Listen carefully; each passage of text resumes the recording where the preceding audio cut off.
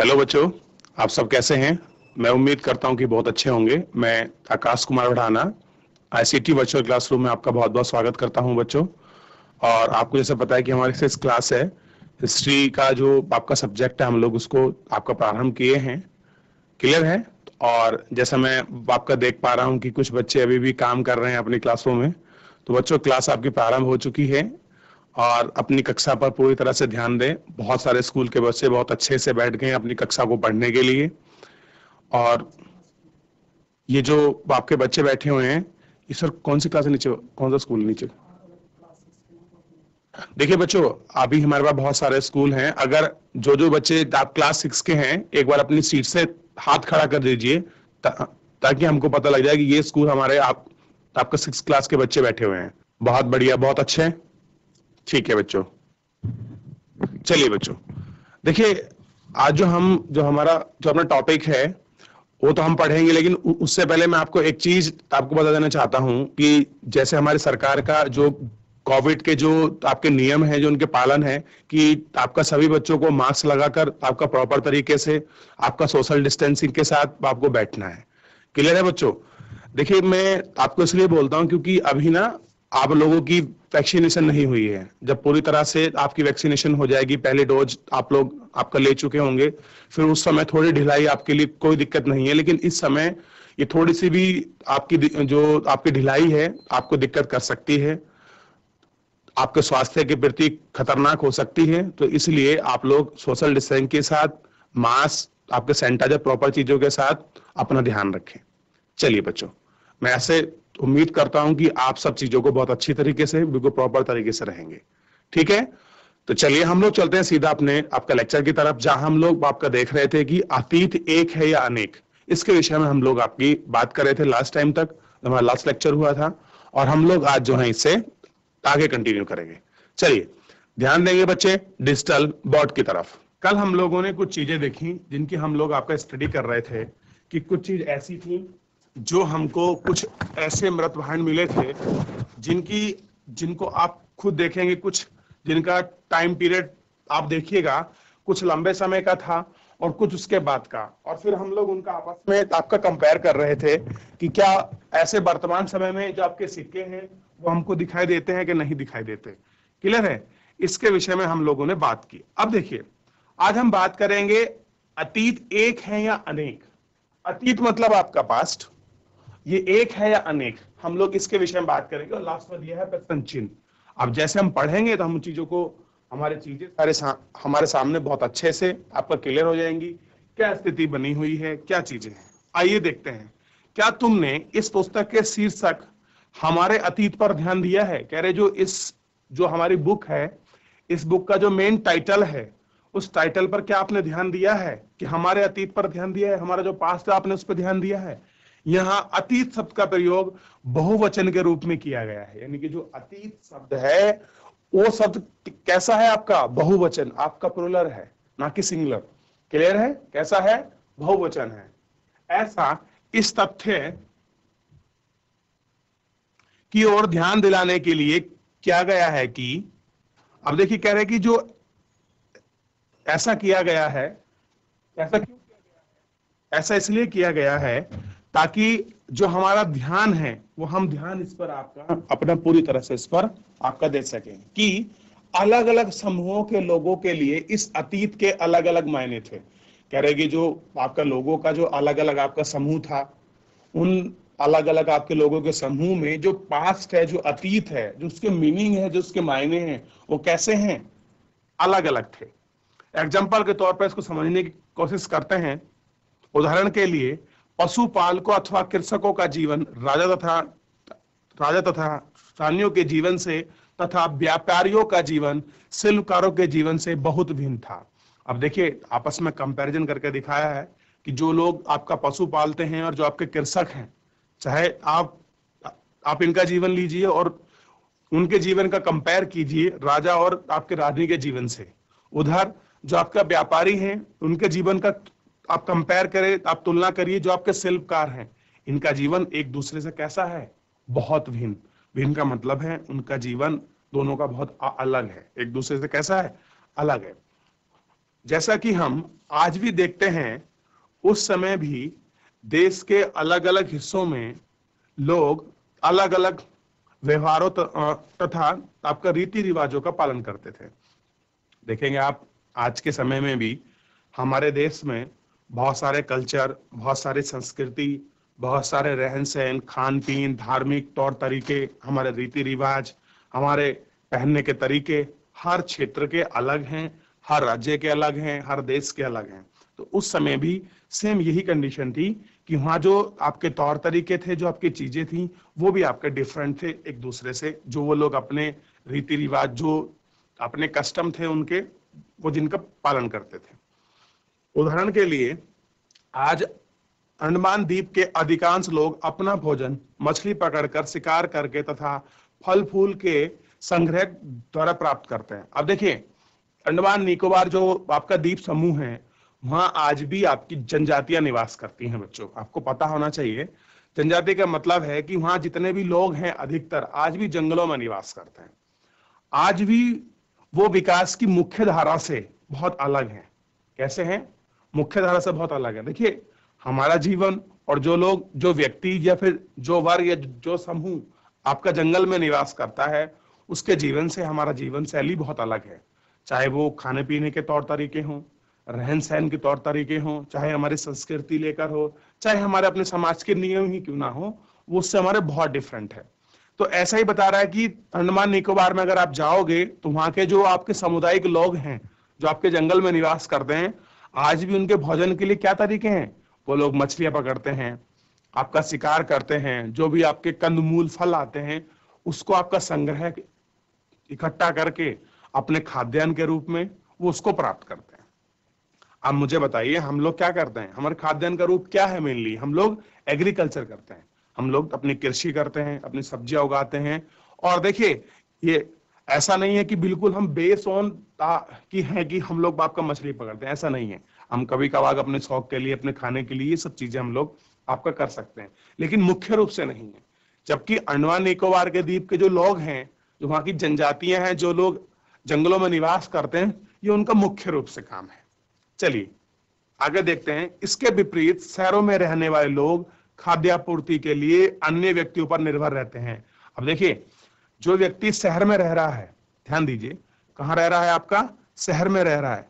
तो शहर में रहने वाले व्यक्ति का डिपेंडेंट किसके ऊपर है? भाई दूसरे व्यक्ति के ऊपर। कौन दूसरा व्यक्ति?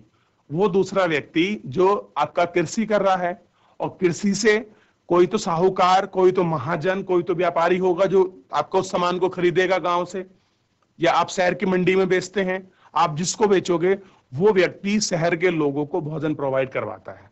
अब ऐसा नहीं कि वो आपके फ्री में देगा, वो कुछ पे करना पड़ेगा उनको, तब उस चीज के माध्यम से ये सब चीजें आपके ट्रांसफर होती रहती हैं। क्लियर है? इस तरह के भेद अतीत में विद्यमान थे, और कह रहा है यही चीज अगर आप पास्ट को देखेंगे तो पास्ट में भी इस तरह की चीजें थी। लोग एग्रीकल्चर करते थे, फिर अपनी फसल को जितनी उनको पर्याप्त थी उसको रख लिया करते थे, बाकी से इसको बेच दिया करते थे। और बेचने के बाद वो लोग जो आपके व्यापारी होते थे, जो शहरों में लोग रह रहे, वो उनको बेच दिया करते थे। तो इसी प्रकार से जो शहर के लोग हैं वो दूसरे व्यक्तियों पर खाद्यान्न के लिए आपका निर्भर रहते हैं। आगे देखिए, इसके अतिरिक्त एक अन्य तरह का भेद है। कह रहे कि एक और इसके तलक से जो एक अतिरिक्त क्या है, इसका भेद है, इसमें थोड़ा डिफरेंस है एक अलग। उस डिफरेंस को देखते हैं।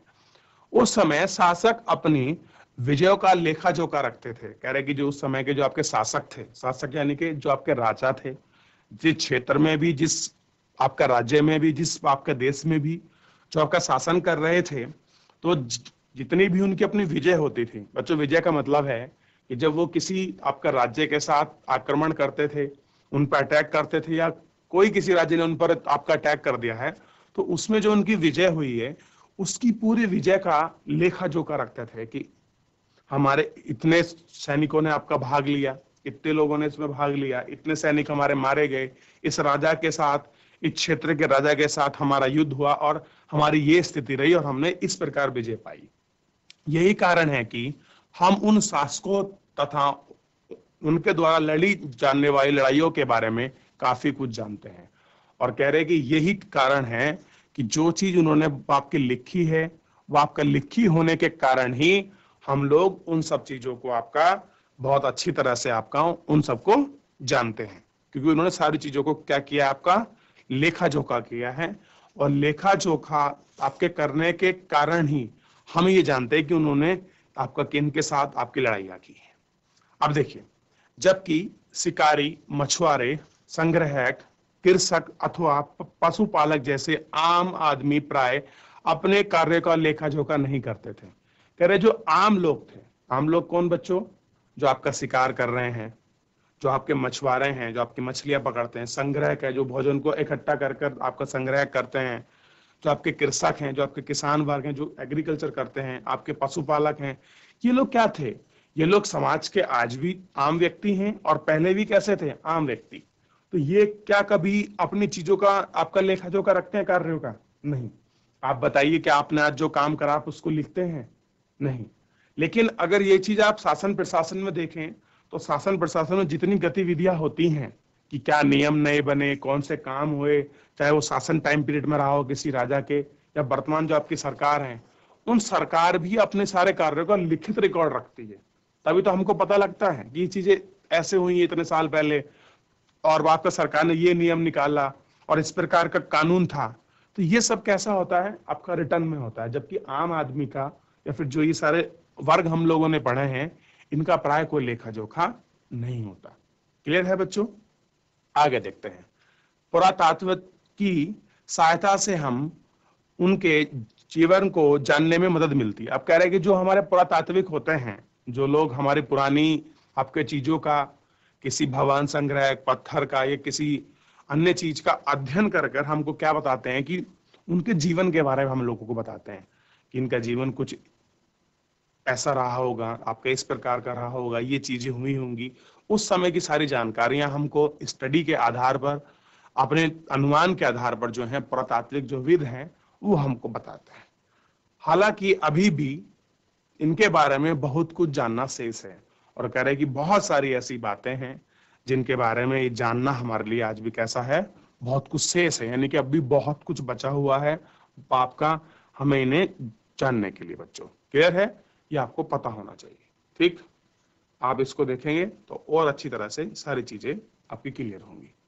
चलिए, तो इतना तो हम देख चुके हैं कि अतीत कैसा है, आपका बहुवचन है और बहुत सारी चीजों को अपने साथ में आपके समेटे हुए हैं और हमको हर एक स्थिति का फ्रेज हमको पता लग रहा है हर समय पीरियड का, कि कैसे ही हम आपके राजा, जो आपके महाराजा हैं, जो आपके शासक हैं, हम उनके विषय में बहुत अच्छी तरह से जानते हैं, जबकि जो आम लोग हैं हम उनके विषय में नहीं जानते। किस प्रकार से खाद्यान्न की स्थिति है, कैसे रीति रिवाज तौर तरीके अलग हैं एक दूसरे समूह के, इन सब चीजों को हम लोगों ने इसके अंतर्गत आपका जाना बच्चों, उसको देखा और हमने इन सब चीजों को बहुत अच्छे तरह से आपका जान लिया। क्लियर है? अब देखते हैं थोड़ा सा इसी में अगला स्टेप हम लोग आपका चलते हैं, तिथियों का मतलब, कि जो आपकी तिथि होती है, जो आपकी डेट होती है, उसका क्या मतलब है, उसका क्या मीनिंग है, आप इसको देखिए। देखिए बच्चों, एक चीज आपको ध्यान रखनी चाहिए, हम लोग क्या करते हैं कि जब भी कोई डेट पढ़ते हैं तो हम दो चीज देखते हैं, ईसा पूर्व या ईस्वी देखते हैं। दो चीज हम लोगों को हमेशा लिखी मिलती है, या तो जैसे लिखा होगा 4700 ईसा पूर्व, क्लियर है, या लिखा होगा 2000 ईस्वी, 1980 ईस्वी, क्लियर है। इन शब्दों के क्या मीनिंग है हम लोग इसको भी सीखेंगे। ईस्वी ईसा पूर्व का क्या क्या मतलब है, कहां से काउंटिंग हुई थी, और अगर आपका ईसा पूर्व लिखा है तो मतलब इसका क्या मतलब हो गया। इन सब चीजों की हम लोग आपका तिथियों के माध्यम से ही आपका जानेंगे और मैं आपको बताऊंगा अभी कि हम लोग आपका किस प्रकार से इनको काउंट करते हैं। क्लियर है? बच्चे सामने ध्यान दे, बोर्ड पर आपस में बातचीत ना करें, सामने ध्यान रखें। अभी आपसे पूछा भी जाएगा क्लास के अंतिम में, हमें भी बहुत दिन के बाद आपका मौका मिला है आपसे रूबरू होने का। क्लियर है बच्चों? सामने ध्यान रखिए प्लीज। चलिए आगे देखते हैं। अगर कोई तुमसे तिथि के विषय में पूछे तो शायद तुम उस दिन की तारीख, माह, वर्ष, जैसे कि 2000 यानी कि इस तरह का कोई और वर्ष बताएंगे। कह रहे हैं सिंपल सी बात है, अगर कोई आपसे पूछता है कि अगर आपसे कोई आपका तिथि पूछ ले, मैं ही पूछ लूं कि आज की तिथि क्या है, तो आप मेरे को बता देंगे सर ये तिथि है, ये मंथ है और ये सन है। आप मेरे को सिंपल आंसर यही देंगे। क्लियर है बच्चों? आगे देखिए, वर्ष की यह गणना ईसाई धर्म परिवर्तक ईसा मसीह के जन्म की तिथि से की जाती है। आपको ध्यान देना है कि जितनी भी ये हम लोग बाप की गणना करते हैं, बच्चों ध्यान दीजिए, कहां से करते हैं हम लोग, ध्यान दीजिए। ये जो आपका ईसाई धर्म के जो आपके प्रवर्तक थे कौन, तो आपका ईसा मसीह, हम उनके जन्म से क्या करते हैं, जो आपकी तिथि है वहां से काउंट करते हैं। क्लियर है? ये आपको थोड़ा सा ध्यान रखना है। क्लियर है ना, कि जितने भी हम ये सब डेट वगैरह काउंट करते हैं, तो जो ईसा मसीह थे हम उनके जन्म से ही काउंट करते हैं। अब देखिए, सबसे पहले समझिए, ईसा मसीह के जन्म जब हुआ हम उसको मानते हैं जीरो। क्या मानते हैं? जीरो, जीरो ईस्वी।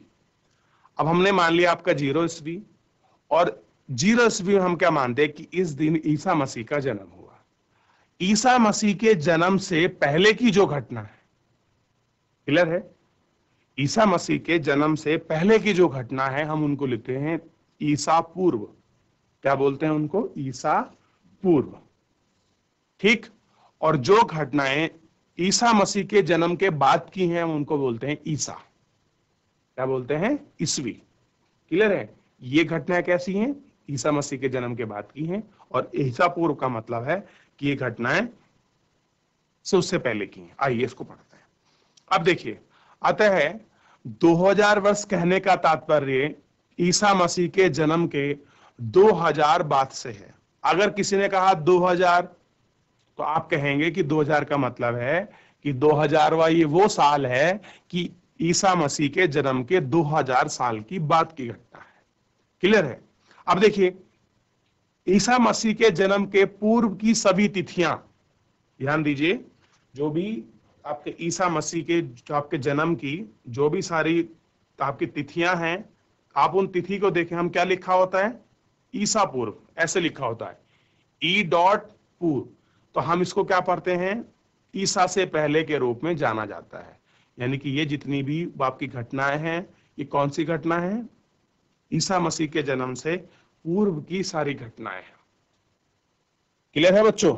आपको ध्यान देना है, कहां से हैं? ईसा मसीह के जन्म से पूर्व की घटना के रूप में जानी जाती है। इस पुस्तक में हम 2000 को अपना आरंभिक बिंदु मानते हुए वर्तमान से पूर्व की तिथियों का उल्लेख करेंगे। यानी कि हम लोग क्या करेंगे, जो आपका 2000 है हम इसको इनिशियल आपका पॉइंट मानकर जो भी हम लोग आपका वर्तमान है और जो आपकी पूर्व की चीजें हैं उनको हम लोग आपका बच्चों पढ़ेंगे।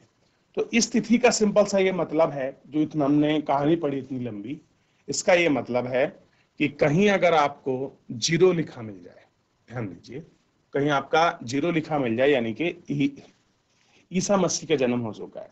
अगर मैं आपसे कहूं 2021, तो सिंपल सा ये मतलब समझिए कि ये घटना ईसा मसीह के जन्म के बाद की है। और मैंने कह दिया 2021 ईसा पूर्व, यानी कि ईसा मसीह के जन्म से 2021 पहले। इधर है बच्चों, ऐसे करके आपको ध्यान रखना है। आप देखते होंगे 500 ईसा पूर्व, यानी कि ईसा मसीह के जन्म से 500 साल पहले की घटना। ऐसे हम लोग डेट की तिथि के बारे में जानकारी करते हैं।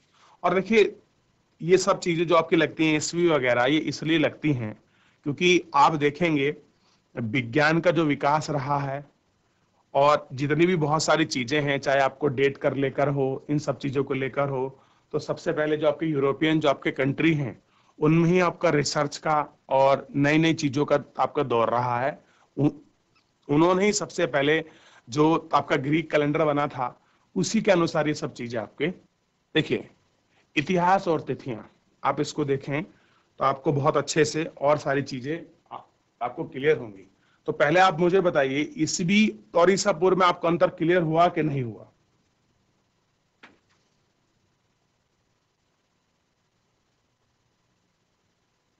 बच्चों बताइए, ईस्वी और ईसा पूर्व में आपको अंतर क्लियर हुआ कि नहीं हुआ? अगर हुआ हो तो हाथ ऊपर करिए।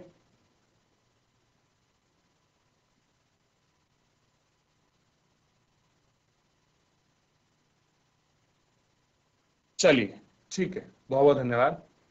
देखिए, अब आप देखेंगे अंग्रेजी में बीसी, यानी कि हिंदी में हम बीसी को क्या लिखते हैं, ईसा पूर्व। वी फॉर क्राइस्ट, यानी कि ईसा पूर्व होता है। तो थोड़ा आप समझे कि जैसे कि कई चीजें लिखी हैं, आप ऐसे देखेंगे कि 512 ईसवी, बीसी। तो बीसी जो आपका ईसा पूर्व होता है, इसी को हम इंग्लिश में क्या लिख देते हैं, बीसी लिख देते हैं। और जिसका मतलब होता है बिफोर क्राइस्ट, यानी कि ईसा के जन्म से पूर्व की घटना है। कभी कभी तुमने तिथियों से पहले एडी, यानी कि हिंदी में ईस्वी लिखा होगा, यानी कि एनोडायनेमिक नामिक दो जो आपके आपके लैटिन शब्द हैं, आपका एन से बना है, और जिसका तात्पर्य है ईसा के जन्म से वर्ष, यानी कि जितनी भी घटना है या आपके जो ईसा का जन्म हुआ है उसके जन्म से वर्ष से आपके संबंधित है। और कभी कभी एडी की जगह सीई तथा बीसी की जगह बीसीई का प्रयोग होता है। सी अक्षरों का कॉमन एरा तथा बीसीई का मतलब आपका बी फॉर कॉमन एरा के लिए भी होता है। कहीं जब आपकी सदी दिखानी हो तो उसको हम एरा से आपका डिनोट कर देते हैं कि अब हम 100 साल हो गए, तो एक एरा बनाकर, एक उसको सदी बनाकर हम लोग आपका डिफाइन कर देते हैं। हम इन शब्दों का प्रयोग करते हैं क्योंकि विश्व के अधिकांश देशों में कैलेंडर का प्रयोग आपका सामान्य हो गया है। भारत में तिथियों के इस रूप का प्रयोग लगभग आज से 200 वर्ष पूर्व आरंभ हुआ। कह रहे कि जितने भी आप इन तिथियों के बारे में देखेंगे तो इन सब का प्रयोग और इन सब का चलन आज से लगभग 200 वर्ष पूर्व ये सब चीजें हुई हैं। कभी कभी अंग्रेजी में बीपी अक्षर का प्रयोग होता है, जिसका मतलब आपका बिफोर आपका प्रेजेंटर, यानी कि वर्तमान से पहले है। तो हर तरीके से उनको प्रयोग कर सकते हैं। अब देखिए, थोड़ा सा आप समझिए, एक आपको कुछ तरह की चीजें आपको समझनी है कि कैसे किस प्रकार की आपको लिपि में कुछ चीजें हम लोगों को जानकारी मिलती हैं। इसको थोड़ा सा आप लोग देख लें, फिर चैप्टर भी आपका समाप्त हो जाएगा और हम लोग कल नए चैप्टर के साथ मिलेंगे। जैसा कि हमने पहले पढ़ा कि अभिलेख कठोर सतह पर उत्कीर्ण करवाए जाते हैं। देखिए, हम लोग कल अभिलेख की बात कर रहे थे कि जो अभिलेख हम लोग आपके लिखे होते हैं, चाहे वो किसी कठोर पत्थर पर लिखे हों, किसी धातु पर लिखे हों, उसको कठोर पर ही क्यों बनाया जाता है ये भी हम देखे कि ताकि वो बहुत लंबे समय तक जो आपकी लिखावट है वो मिट ना पाए।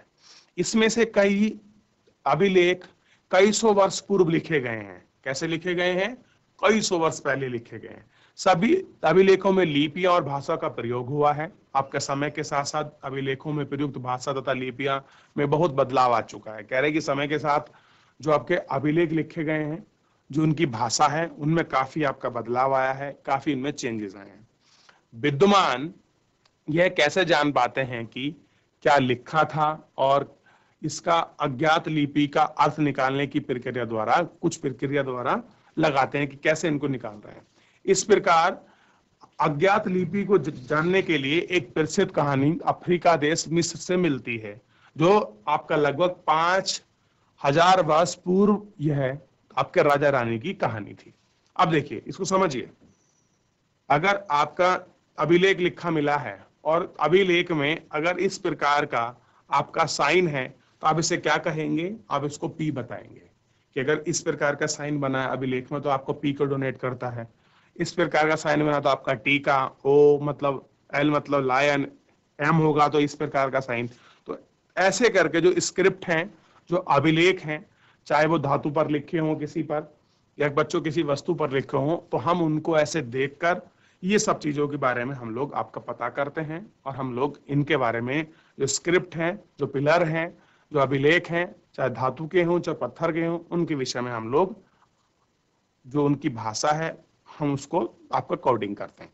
देखिए, हमारा हम लोग ये न काम नहीं कर सकते, जो आम आदमी, जो हमारे पुरातात्विक विद हैं, जो आर्कियोलॉजिकल डिपार्टमेंट के लोग होते हैं, उनका यही काम है।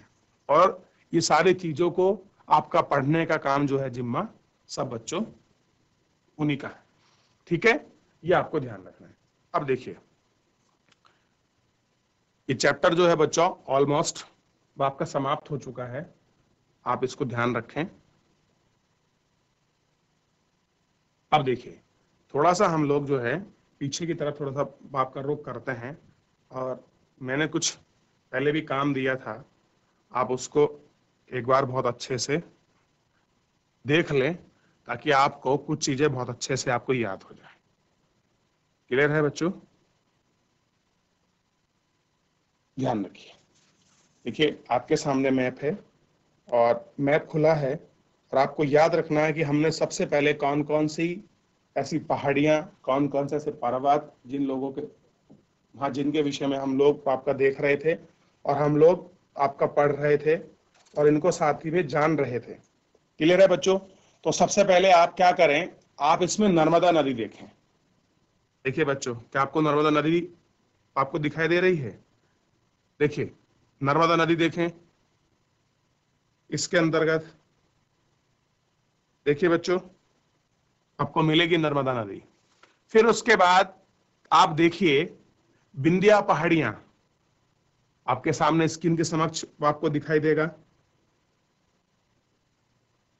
देखिए जब आप लोग नर्मदा नदी देखेंगे तो ये रही आपका नर्मदा नदी मिली बच्चों, सोन नदी, और आपका विंध्या पहाड़ी के ठीक नीचे आपको मिलेगी नर्मदा नदी। और आपको पता है कि कई लाख वर्ष पहले इस नदी के तट पर क्या था, लोगों ने आरंभ में जब इनिशियल आपका मानव था, जब आरंभिक जो आपका मानव था, उसने इसी नदी क्षेत्र में आपका रहना प्रारंभ किया था।